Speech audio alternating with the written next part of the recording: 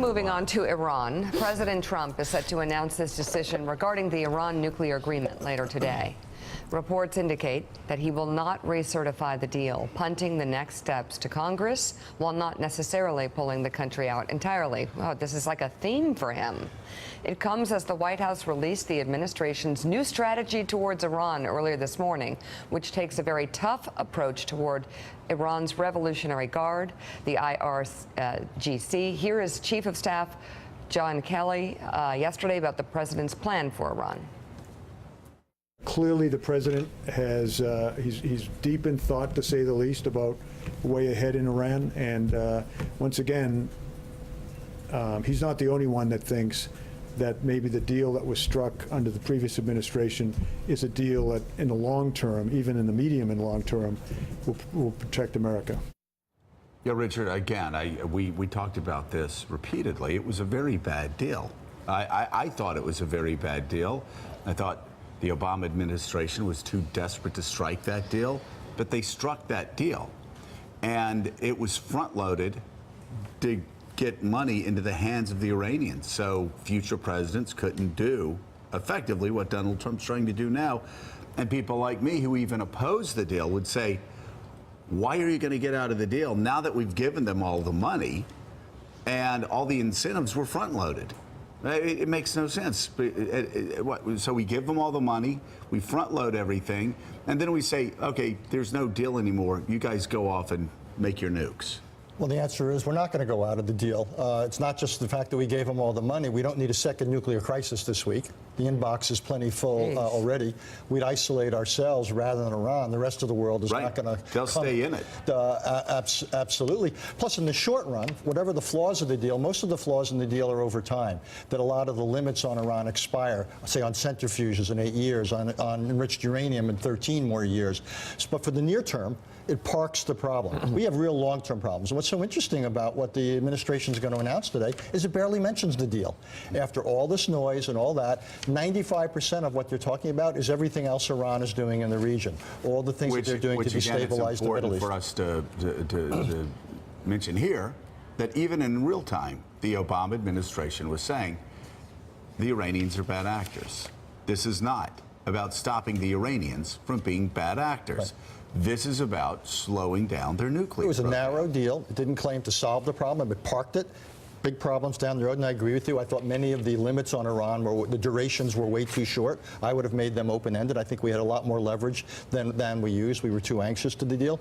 But also the deal was narrow. That's not a criticism. That's just an observation. All the arms-controlled deals with the Soviets were always narrow. Well, exactly. No, I'm not criticizing. What I'm saying is, for the administration to come out and say, well, they're bad actors, so we need to go ahead and scrap the deal. No, at the time the deal was done, we understood this wasn't about them being bad actors. This was about limiting, slowing down a nuclear deal. Right, and I think what it is Donald Trump found it distasteful to certify that the Iranians are in compliance with the deal, even though awkwardly they happen to be. I have a question. It's the one thing they're doing where they're actually in compliance. National Security Advisor McMaster, Secretary of Defense Mattis, Secretary of State Tillerson, all have said we would not decertify this deal. Donald Trump, 11 months ago, was negotiating leases on Park Avenue. What does he know that they don't know after a collective 100 years in the military? Well, I think Richard brings up a good point, Jonathan.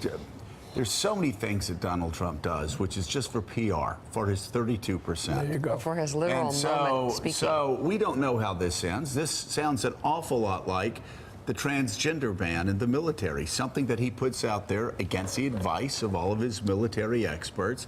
He's doing the same thing here, and we don't know where this ends up. This could be yet another PR play on Friday. It could be, or again, he could actually tear this thing up eventually. I do not rule that out, neither do his advisors. I was talking to a senior official last night who said, you know what, yes, the speech is written, he's going to refuse to certify tomorrow. We've got this plan with Congress, Cotton and Corker are going to do this legislation, but he hates this deal. There's this thing in his gut that he thinks this is terrible, he wants to tear it up. And so, again, I don't rule out, and neither do they, in 2 months Trump just going, well, you know what, to hell with this thing. Because He's done it. Again, we saw this last night with the cost-sharing payments. I think he's probably going to do it with NAFTA. I think Chorus, the Korean trade deal's heading on that trajectory. I think we're seeing a lot of these things coming up against Trump's gut instincts. You know, what's interesting, Richard, is during the campaign, I remember hearing Trump saying, well, it's a deal. We have the deal. We got to try to work around the deal. I mean, I actually heard him saying that during the campaign. And if you talk to all of his military people, you talk to others, it makes no sense to tear up the deal because, like you said, we won't be isolating Iran. We will be isolating the United States. Look, exactly. But this is a pattern here. And we talked about it with healthcare. We talked about it with DACA. He got out of TPP, got out of the Paris Climate Agreement. You know, I think there's now a doctrine. And it's the withdrawal doctrine. Stupid doctrine? And I mean, listen, there are parallels with Paris. Exactly. I mean, in that, what did we get by getting out of Paris? Nothing but a headline for his 32% and nothing but consternation from across the globe. Those guidelines were voluntary. We didn't push back against environmentalism. We pushed back against our best chance to slow down China's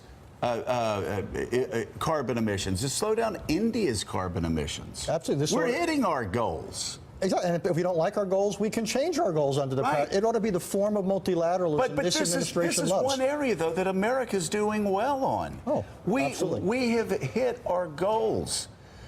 So why don't we use Paris as a chance to move other people our way? Because that would somehow suggest that climate change might be real, which is something that certain people don't want to admit. Well, therein lies the real problem, I was thinking. Jonathan, you alluded to it. If you take Paris, if you take the Iran Accord, if you take DACA, if you take TPP, if you take NAFTA, to a certain extent NAFTA, Donald Trump is trying to do the impossible. He's trying to erase history. He's trying to erase anything that mentions the name Barack Obama. He has an obsession with people like Barack Obama, who gets more headlines, who gets more appreciation in his mind than Donald Trump does.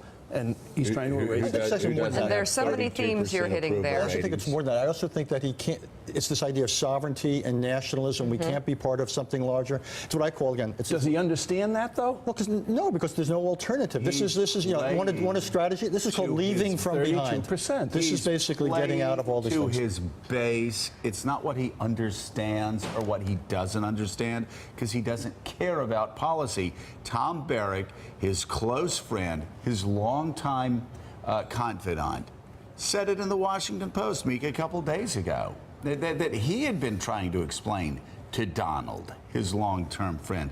You don't have to continue to kowtow to this 32%. They are not your base. The American people are your base. Play to the American people.